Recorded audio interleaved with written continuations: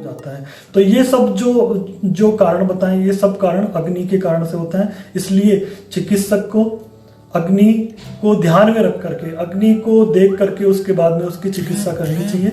और जब काय चिकित्सा की परिभाषा की बात करते हैं तो चक्रपाणि ने कायश्च अंतराग्नि चिकित्सा, काय चिकित्सा की वहाँ डेफिनेशन दी है कि अंतराग्नि की जो चिकित्सा है वही काय चिकित्सा है। मतलब आपको अग्नि को जो है प्रॉपर करना है, अग्नि को आपको मेंटेन करना है, अग्नि को आपको जो है वो सही करना है। और अग्नि बल की अपेक्षा कौन करता है? भोजन की मात्रा भी जो होती है वो भी अग्नि बल की अपेक्षा करती है। चरक सूत्र स्थान 5 में इसका वर्णन किया गया है कि पाचका अग्नि जो भी आपकी है वो अग्नि बल की अपेक्षा करती है। यदि निर्बल है, अग्नि निर्बल है, तो आहार का पाचन उपयुक्त रूप से नहीं हो पाएगा।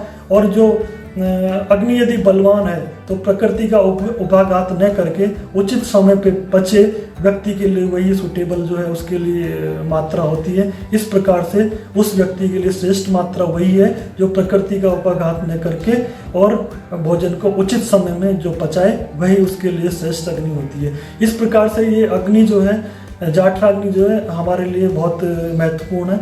इसका जो क्या महत्व हो सकता है आयुर्वेद में, उसका महत्व है कि जो चरक सूत्र स्थान में बताया, चरक चिकित्सा स्थान में बताया कि आयु, वर्ण, बल, स्वास्थ्य, उत्साह, कार्य, जितने भी प्रकार के जो शरीर के कार्य होते हैं, शरीर में कांति होती है, शरीर की जो वृद्धि होती है, शरीर में जो ओज उत्पन्न होता है, शरीर के जो प्राण जो होते हैं वो सभी जो है वो अग्नि पर निर्भर करते हैं। इसलिए चरक चिकित्सा स्थान में कहा भी गया है कि शांतो अग्नि म्रियते युक्ते चिरम जीवते नाम है कि जो है यदि अग्नि यदि आपके प्रॉपर है तो आपके प्राण बचे रहेंगे। अग्नि की शांत होने पर व्यक्ति की जो है मृत्यु हो जाती है।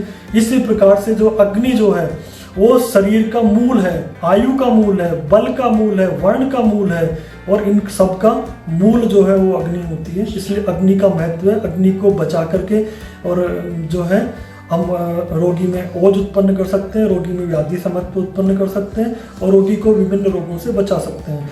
इसी प्रकार से जो है जो शरीर जो होता है, शरीर क्या होता है, एनाबोलिज्म और कैटाबोलिज्म की जो मॉडर्न साइंस की जब बात करते हैं तो ये प्रोसेस लगातार चलता रहता है। क्षय और वृद्धि जो है लगातार होती रहती है, और क्षय वृद्धि जब होती है तो उसके लिए आहार की आवश्यकता होती है। और जब तक आहार का पाचन नहीं होगा, आहार का पाचन किस पे निर्भर करता है? आहार का पाचन अग्नि पे निर्भर करता है। और अग्नि यदि प्रॉपर है, आहार का पाचन होगा, धातुओं का निर्माण होगा, उपधातुओं का निर्माण होगा, मलों का निर्माण होगा, शरीर की वृद्धि होगी, शरीर में बल आएगा, शरीर का विकास होगा, शरीर में उत्साह उत्पन्न होगा, शरीर में ओज उत्पन्न होगा, शरीर में बल उत्पन्न होगा, शरीर में कांति उत्पन्न होगी और शरीर में प्राण जो है वो रहेंगे। इसी प्रकार से जो है अग्नि का महत्व है।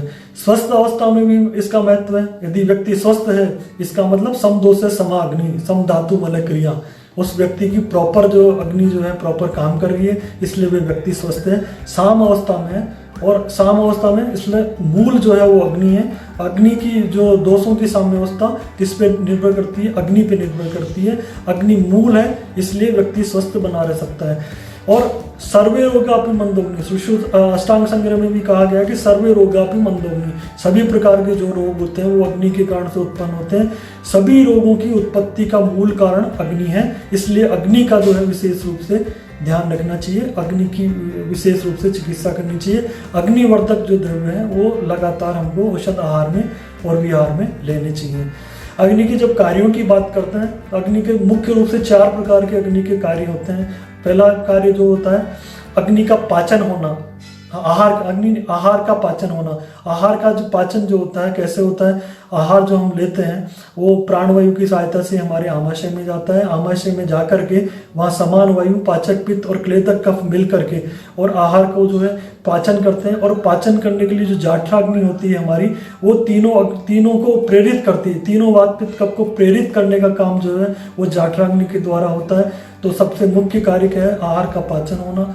दूसरा कार्य है इसका धातुओं का निर्माण होना। जो भी आहार रस है हमारा, उससे धातुओं का निर्माण होगा। जो भी आहार लेंगे उसका सबसे पहले जो है पाचन होगा, जाठराग्नि के द्वारा पाचन होकर के पंच जो भूताग्नि है हमारी, उन भूताग्नियों के द्वारा पाचन होकर के जो आहार, भूताग्नि का क्या काम होता है, भूताग्नि आहार को सजाती है, बनाती है। हमारा शरीर भी पांचभौतिक बना हुआ है, आहार भी पांचभौतिक है, तो शरीर के पांचभौतिक तत्व का आहार के पांचभौतिक तत्व के द्वारा पोषण होता है। जैसे कि शरीर का जो पार्थिव भाग है वो आहार के पार्थिव भाग से पोषण होगा, शरीर का जलीय भाग है वो आहार के जलीय भाग उसका पोषण करेगा, शरीर का जो आकाशीय भाग है उसका जो आहार का जो आकाशीय भाग है उसके द्वारा पोषण करता है। इसी प्रकार से इनकी पंच महाभूतों की अपनी अपनी अग्नियाँ होती है, वो पंच महाभूतों की अपनी अपनी अग्नियाँ मिलकर के उसका जो है पाचन का कार्य करती है। और इससे पाचन का कार्य होने के बाद में, ये पंच महाभूतों के द्वारा पाचन होने के बाद में, उसके बाद में धातुओं का निर्माण होता है। और प्रत्येक धातु की अपनी अपनी अग्नि है। रस, रक्त, मांस, मेद, अस्थि, मज्जा, शुक्र जो है, रसाग्नि, रक्ताग्नि, मांसाग्नि, मेदाग्नि, अस्थियाग्नि, शुक्राग्नि, ये जो 7 प्रकार की जो अग्नियाँ हैं, ये अपनी अपनी अग्नि जो है उस पर कार्य करके आहार रस बनाएगी। आहार रस से जो है पोषण का कार्य होगा, और धातुओं का पोषण भी होता है, मलों का निर्माण होता है, उपधातुओं का निर्माण होता है। इसी प्रकार से जो आहार का पाचन होना, धातुओं का निर्माण होना, उपधातुओं का निर्माण होना। तीसरा जो महत्वपूर्ण कार्य है वो है सारकिट विभाजन। जब आहार का जब पाचन होता है, धातु निर्माण की प्रक्रिया जब होती है, तो धातु निर्माण की प्रक्रिया होने में जो सारकिट विभाजन होता है, सारकिट विभाजन का अर्थ ये है यहाँ पे कि अपनी अपनी धातुओं की अपनी अपनी वहाँ पे कार्य करेगी, और कार्य करके उसको सार भाग बनाएगी। सार भाग से जो है अपनी धातुओं का पोषण होगा, उपधातुओं का निर्माण होगा, और मल जो है, जो वेस्ट प्रोडक्ट होता है वो शरीर के बाहर निकलता है। तो इस प्रकार से चय अपचय की जो ये क्रियाएं हैं, ये एक एनाबोलिज्म और कैटाबोलिज्म की जो प्रोसेस जो है ये लगातार शरीर में चलता रहता है। यदि ये अवरुद्ध हो जाएगा तो हमारा जो धातुओं से जो पाचन का जो कार्य होता है वो नहीं हो पाता है, शरीर का निर्माण नहीं हो पाएगा, शरीर की वृद्धि नहीं हो पाएगी, शरीर का विकास नहीं हो पाएगा, और जो हमारी ओज का उससे क्षय हो जाएगा, और ओज का क्षय होगा तो हमारा जो रोग जो है शीघ्र उत्पन्न होने की संभावना होती है। इसलिए अग्नि जो है महत्वपूर्ण है।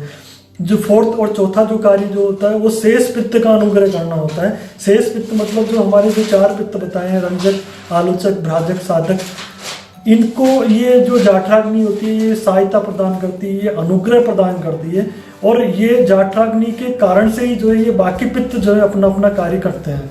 और रंजक पित्त, आलोचक, भाजक, साधक जो पित्त है इनकी सहायता करके और ये अपना अपना जो कार्य का काम करते हैं। इस प्रकार से ये जो अग्नि के कार्य हैं, अग्नि के महत्व जो है बताया मैंने, आयु, वर्ण, बल, उत्साह, स्वास्थ्य, ओज, कांति, ये प्राण, ये सभी अग्नि पर निर्भर हैं। और प्रत्येक क्षण जो है क्षय होता रहता है, और उसको बचाने के लिए भी जो आहार की आवश्यकता होती है। अग्नि यदि नहीं होगी तो आहार का पाचन नहीं होगा, आहार का पाचन नहीं होगा तो क्या है कि धातुओं का निर्माण नहीं होगा, और धातुओं का निर्माण नहीं होगा तो व्यक्ति जो है स्वस्थ नहीं हो सकता। और स्वस्थ अवस्था बनाए रखने के लिए, दोषों की साम्यावस्था बनाए रखने के लिए अग्नि जो है महत्वपूर्ण है। इसलिए अग्नि का जो है चिकित्सक के द्वारा अग्नि की चिकित्सा करनी चाहिए, अग्नि का उपचार करना चाहिए और अग्नि की रक्षा करनी चाहिए, क्योंकि यही जो है बल को बढ़ाने वाली होती है। और तो इसमें मेरे को लगता है कि बाकी लोगों को बहुत कुछ आज इस चैप्टर में जो अग्नि का महत्व, अग्नि के कार्य जो बताएं, ये समझ में आए होंगे। तो मैं सभी का आपने इस मेरे वीडियो को जो ध्यान से देखा उसके लिए मैं आपका सभी का आभार व्यक्त करता हूँ। आपके जो भी क्वेश्चन आंसर होंगे, आपकी जो भी आपकी जो क्वेरीज होगी, जो भी आपके शंकाएं होंगी, उनका समाधान के लिए मैं हमेशा तत्पर रहूँगा, और जो भी आपकी जो समस्याएं हों वो समाधान करते रहेंगे। और मैं पुनः एक बार जो है अध्यापन का जो कार्य दिया गया, उसका मौका दिया गया, उसके लिए मैं पुनः एक बार आप सभी का आभार व्यक्त करता हूँ और आपका जो है धन्यवाद ज्ञापित करता हूँ। धन्यवाद।